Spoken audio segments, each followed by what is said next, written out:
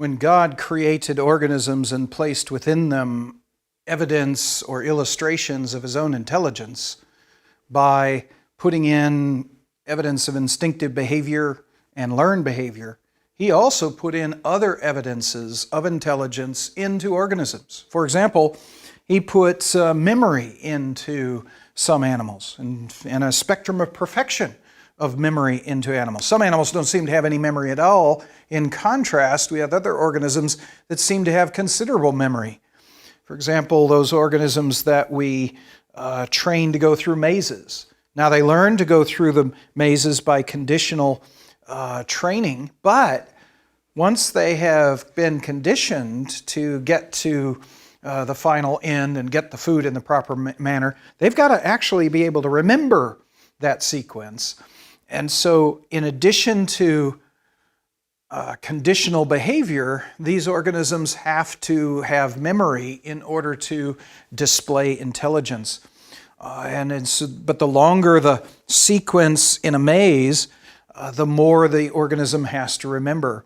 Probably the best example, or the organism that seems to have remembered the most complicated sequence of mazes, is a particular rat that learned to read to, and here's a quote, successfully climb a spiral staircase, then push down and cross a drawbridge, then climb a ladder, then pull in and pedal a car through a tunnel, climb some stairs, run through a tube, take an elevator down to an area where finally, when a buzzer sounds, the rat was to press a lever in order to produce the food.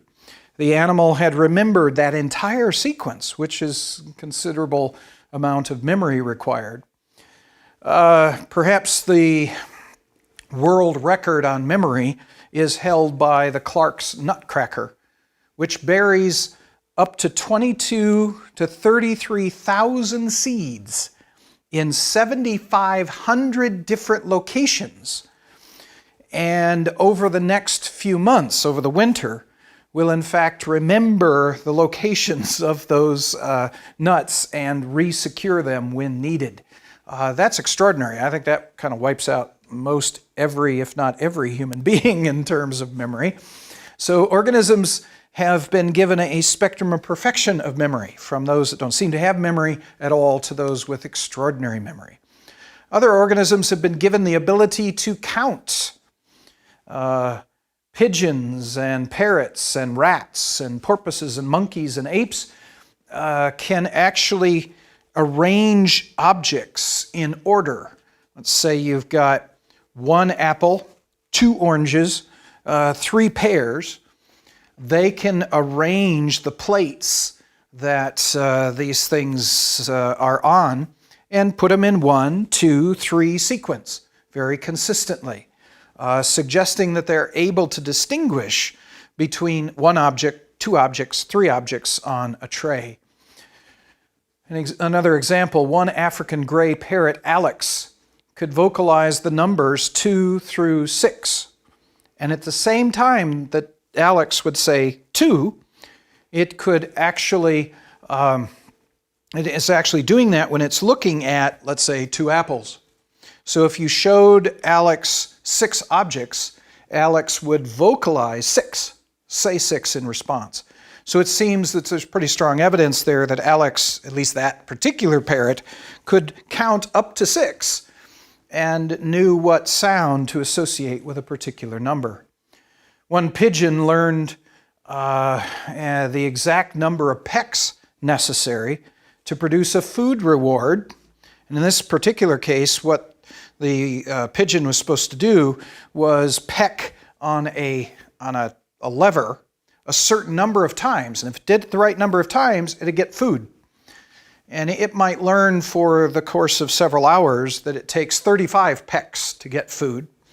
And it would learn 35 pecks and then consistently do 35 pecks. Then the next day, the researchers would change the number of pecks to 12. And the parrot would, or in this case it's a pigeon, the pigeon would realize that it isn't working with 35, would adjust until it found that 12 got what it needed and would then consistently peck it 12 times. And it could do that for any number between 1 and 50, which means supposedly that particular pigeon could count up to 50 in order to get what it wanted. There's even some examples that suggest that some animals, anyway, can add.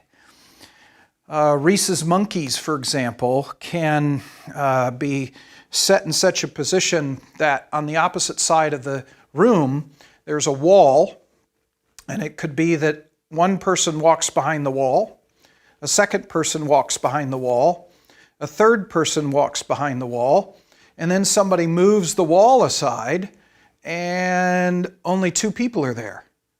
Under those circumstances, the rhesus monkey, who normally, if they saw 3 people, would go about his business and not really mind things, when there's the wrong number of people behind the wall, he'll stop and stare at it for quite a while, as if, something's not right. So if you have 2 people go behind the wall, then 1, the wall moves aside and 3 people are seen, he goes about his business as if nothing had happened. You put 2 people behind the wall and add 2 people and pull the wall aside and only 3 are there, he'll stare at it as if he's able to count and add in that fashion. There's even good evidences that some organisms are able to reason. Some animals, anyway, are able to reason. There are examples from among the invertebrates. For example, there's an octopus that was given a jar with a lobster inside. Octopi really like lobsters. And the jar had been closed with a lid, screw-on lid. At first, the octopus is quite frustrated not being able to get to the octopus or get to the lobster that it wants to eat. But eventually it figures out that if it moved the lid enough, in fact rotated the lid off, it could get to the lobster. It took some time to learn how to do that. Once it had done it once, the next time a researcher gave the lobster a jar with a lid closed on it with a lobster inside, the octopus didn't hesitate but unscrew the lid and get the lobster out. So it had figured out and reasoned how to get to the lobster. An example of another invertebrate, honeybees can sometimes learn how to get pollen out of alfalfa. Alfalfa is a flower that's actually designed to be pollinated not by tiny little honeybees, but by much larger bees like bumblebees. So the flower is designed with a bigger area for bumblebees to get into, and when a bumblebee lands on the flower and begins to walk into the flower, the alfalfa flower actually has kind of a spring-loaded stamen. As soon as the bumblebee steps on a certain pad, the flower moves its stamen down and slaps the back of that bumblebee with the stamen, spattering pollen all over the body of the bumblebee, so that when the bumblebee goes to the next flower, he actually pollinates the next flower with all that pollen that's on his back. The problem is when a little honeybee, much smaller, lands on the alfalfa flower, presses that pad, when that stamen comes down to hit that monstrous bumblebee, it hits the little bumblebee and knocks him out. I mean, it's just too powerful. And after a honeybee experiences that, it realizes he doesn't want to pollinate an alfalfa flower, but there's that attractive alfalfa flower pollen in there. Honeybees have learned to go around the back side of the flower and eat their way through the flower to get to the pollen and thus avoid this very hurtful little stamen on the other side. So there seems to be evidence that honeybees can figure this out. They can reason this through. There's a great example of a hummingbird who, they're very territorial. The males have a particular area that they live, and they defend that area against other hummingbirds anyway with tenacity. I mean, they're really insistent on their area being protected. And in one case, researchers set up a net that could capture a hummingbird right in the territory of one particular hummingbird. He comes out, checks out the net a little bit, and then goes back into his normal position. Things seem to be all normal. And along comes another male hummingbird who's apparently going to threaten this first one in his territory. So this first hummingbird goes around to the other side of the net from the intruder. The intruder, and then kind of I guess intimidates or gets mad the intruder. The intruder goes right after him and gets caught in the net. So the original hummingbird had figured out, by reason it appears, how to use the net to his advantage to trap an intruder and not have to fight the intruder directly. There's examples of house sparrows that watched cars trip electronic lights that then would open doors, and they would fly down. The sparrows would fly down and trip that electronic eye, causing the doors to open so that they could fly in and get the food that was inside a building. Very famous examples of British titmice that figured out how to pull the aluminum foil, the metal foil, off of the top of milk jars so that they could drink milk. There's a blue jay that figured out how to get food that had fallen outside of his cage into his cage by picking up feathers and things like that in his beak and then sweeping the food back into his cage so that he could access it. There's one great example of a raven that learned to play dead. Here you have to understand that ravens, if they see a dead raven, now normally a raven, of course, wants to eat the carrion on the side of the roadkill. They like eating organisms that are dead. But if you put the body of a raven next to one of those roadkills, no ravens will eat that roadkill. If they see a dead, or it looks like a dead raven next to a dead body, they won't eat it. Apparently, they have been programmed by someone to realize that if there's a dead raven next to that, it could be that that food killed that raven, and they shouldn't eat it. For whatever reason, ravens will not eat food where there's a dead raven next to it. There's one raven who figured out how to take advantage of that. Apparently, he had found this great food source, and he wants to eat it all himself. He doesn't want any other ravens to have it. When he sees another raven fly along above, he plays dead. He acts like he's dead there. The raven that's flying over sees a dead raven next to the body, and he won't have anything to do with it. This raven figured out how to keep all the food to himself by playing dead to keep other ravens from eating it. That's pretty clever. Seems to take reason in order to figure that out. And the examples I've given, by the way, there's certain species of organisms that tend to be apparently smarter than other species. Octopi tend to be very smart organisms among the invertebrates of the sea. Honeybees tend to be very smart insects among the insects. Ravens tend to be very smart birds among all the different species of birds. The monkeys and apes tend to be smart organisms among the land animals.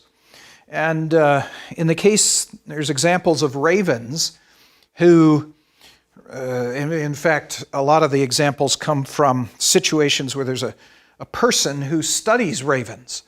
He actually takes raven eggs, raises the ravens so that they don't see any other ravens, and he raises them, puts them into an enclosure, and tests their intelligence, what they must have to reason their way through rather than learn by being taught by other ravens.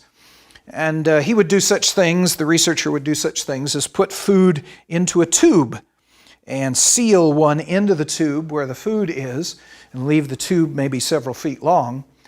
A raven will come in that has never seen the food before, never seen the tube before, but knows that there's food in there.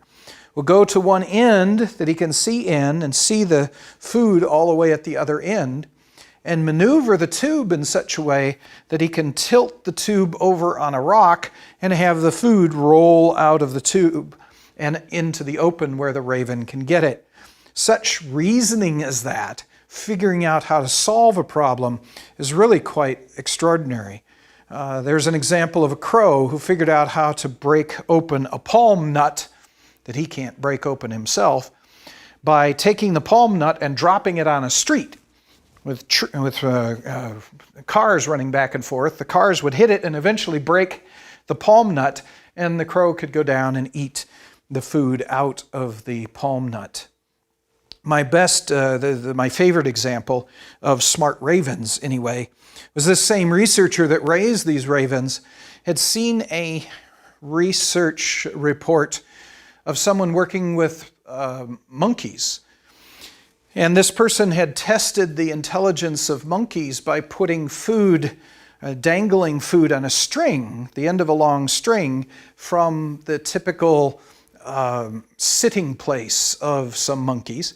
And the question was whether the monkeys could figure out how to pull up the string to get the food. And the researcher with the ravens said, "Hey, that's pretty cool. I'm going to try that." So what he did is, ravens, of course, can land on themselves strings. So he hung from strings other strings that contain food. The very first time he did that, a raven landed on the upper string just above the long string with the food at the end of it, stood there right above the string, turned his head looking down at the situation a couple of times, then simply moved over to where his foot was right over the string, lifted up one foot, bent down and used the free foot to grab onto the string, and then pulled the string up and planted his foot on the platform he was on, then reached with the other foot down as far as he could reach and grabbed the string, pulled it up and planted it on the platform, let go with the other foot, reached as far down as he could, and in step by step, he pulled the string up until he could grab a hold of the food. There's no trial and error. He actually figured it out by looking at the situation before he actually did it. That's extraordinary, I would suggest extraordinary intelligence there. What's even cooler is if he then came up to the bird and scared the bird while the bird was holding the string with the food in it, the bird would fly off the perch but let go of the food so that the food would fall and he wouldn't get jerked at the end of the string and fall out of the sky. But if the bird was sitting on the platform and the man came up and gave the bird the string with the food and then scared the bird wouldn't let go of the string and would fly out to the length of the string, and of course the string would stop him at some point, and he would fall from the sky at that point, and he would try not to do that again. It's interesting that not only was a raven able to figure out how to get the string up, but once he had the string in his hand, he realized that the string was attached to the platform he's on. So if he was scared from the platform, he would automatically let go of it. Whereas if he hadn't figured that out, he was just given the string, he wouldn't realize it's connected and he would hold onto it as he flew. So again, the intelligence necessary to figure out how to solve problems like that is really quite amazing. There are other examples. If you ever have been a person inclined to feed the birds with a bird feeder. You might also be a little bit perturbed by squirrels who like to steal the food from the bird feeder. My dad was this way. We used to feed the birds on a bird feeder, and then the squirrels would find their way onto the bird feeder and just eat all the food for the birds, and that would really irritate my father. So he spent most of my childhood, as I remember it, trying to devise ways to keep the squirrels off of the bird feeder. All sorts of things. I mean, he hung the bird feeders with fine nylon rope. He put the bird feeders on poles that he greased so that the raccoon or the squirrel couldn't climb it, get slippery. He tried metal, slick metal that was greased. It seems like he tried everything under the sun. But those squirrels were quite amazing. They were very clever at being able to find their way onto the bird feeder to get that kind of food. Raccoons are also intelligent organisms. You remember one of those raccoons we raised at one point. It was kind of typical for us to put the raccoon into a cage at night so that he would be protected from being eaten by anything else. And so it was our pattern, or my usual, to take the little coon and put him into a cage, close the cage door, and then I would usually use a twisty, twist it a few times to seal the cage so that nothing could hurt him. Well, one day, one of these baby raccoons I put into the cage, he turned around and watched me as I used the twisty.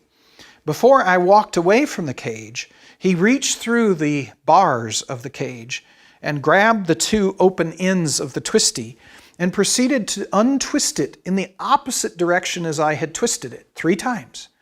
Opened up the twisty and then consequently opened up the door of the cage. So he opened in. He opened in the door of the cage. Then he closed the door of the cage and turned around and sauntered into the back of the cage, as if he was to say, I know how to get out of here anytime I want. But it was amazing to me that he figured out, I didn't see any evidence that he had practiced, without trial and error, he figured out by watching me how to untwist the twisty to get out of the cage. Very clever. Seems to be that intelligence is involved in those particular instances. Elephants are also intelligent organisms. Those who work with elephants in the circus say that of all of the animals of the circus, the elephants are in fact the most intelligent of all of the circus animals, more intelligent than the lions and the tigers and anything else that's used in the circus. And there's many examples of elephants doing clever things. For example, figuring out if you use chains and bolts to secure the elephants in place so that they don't wander away too far. Elephants have been known to figure out how to unscrew bolts so as to dislodge their chains. Elephants have been known to pick up objects to scratch their back, for example, pick up objects with their trunk to scratch their back, using tools. Another set of organisms that are often intelligent are in fact the apes and various types of monkeys. For example, one great example is a particular macaque by the name of Emo. Back in 1956, she figured out how to get the sand out of wheat. She loved eating wheat, but if you mixed wheat with sand, she would take the wheat that she received, walk up to some water, and throw the wheat and sand into the water. The wheat would float. The sand would sink to the bottom, get separated from, and of course the dirt would be washed off of the wheat. So she would throw the stuff into the water and then scoop up the clean wheat. None of the other macaques have done that. No other organism we know of has actually figured out how to do that. That individual macaque was probably smarter than other macaques, had figured out how to clean wheat. And what it's interesting too is that other macaques learned how to do the same thing by, in fact, imitating emo. So we have a wide variety, a spectrum of perfection of intelligence, from instinctive behavior to learned behavior to things like various capacities of memory, of reason, all the way from organisms that don't seem to have very much intelligence, all the way up to organisms that seem to be extremely intelligent, being able to figure out very complex problems. God has placed a spectrum of perfection of intelligence in organisms, so that looking at all of these examples, humans are predisposed to extrapolate beyond that towards the concept of something that's got even more intelligence than is illustrated in the biological world, even that is illustrated among humans, towards some intelligence with infinite capacity, towards a God who is in fact infinitely intelligent. And this is the reason for this. God has created organisms and put these examples in there so that we would conclude that, so that we would conclude that there exists a God of an intelligence which is of infinite magnitude.